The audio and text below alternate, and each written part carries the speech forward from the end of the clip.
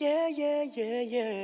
Because I'm happy, I'm a Muslim, that's what makes me happy, and that's the truth. Our beloved Prophet Muhammad said, it's mentioned in Sahih Muslim, volume number 1, in the book of faith, hadith number 79, that the Prophet said, whenever you see anything wrong, the best is if you can stop it with your hand, you stop it with your hand. If you cannot stop it with your hand, then stop it with your tongue. If you cannot stop it with the tongue, the least you can do is curse in your heart. And then you will be the lowest level of mu'min, the lowest level of believer. When you see something wrong, it's the duty of the Muslim. If he can, he should stop it with the hand, number 1. If he cannot, stop with the tongue. Ask him to stop that activity. If he cannot, the least he can do is curse in his heart. Then he is the lowest level of believer, the lowest level of mu'min.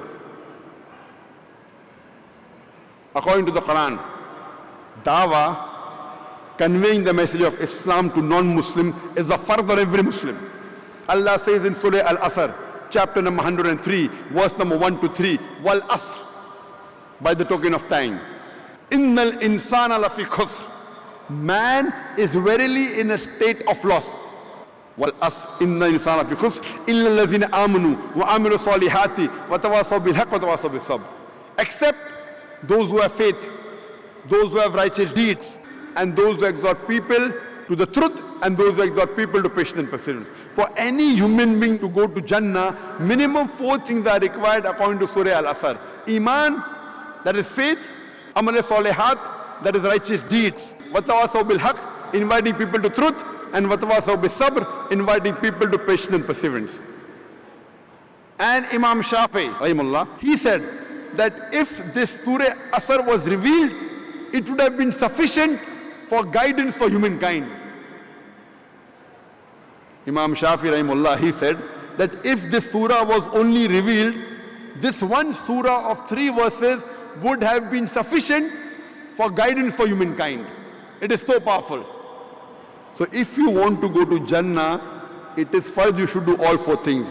You may be a very good Muslim, you may be praying 5 times a day, you may have gone for Hajj, you may be fasting in the month of Ramadan, you may be paying zakat, but if you don't do dawah, if you don't convey the message to the non-Muslims, according to Surah Al-Asr, you shall not go to Jannah.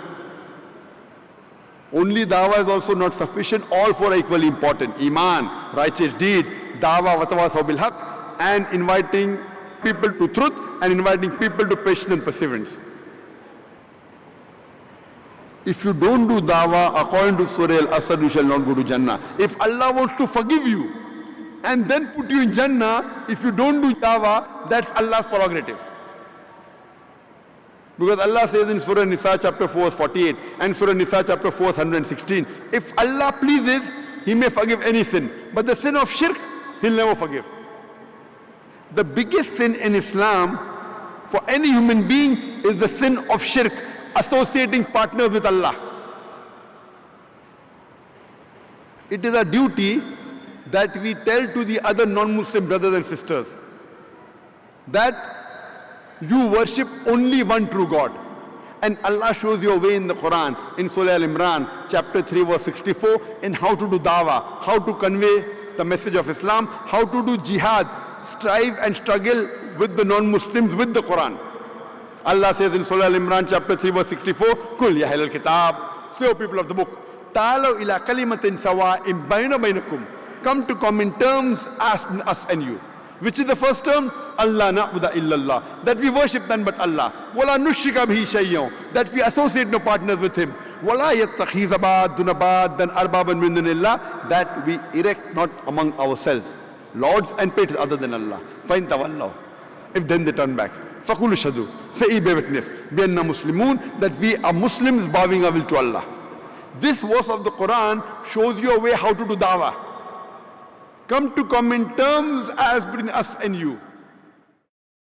We were taught beautiful things by this man, Prophet Muhammad, may peace be upon him. He taught us to love and to care for each other. That is the sunnah of the chosen one. Loving for your brother what you love for yourself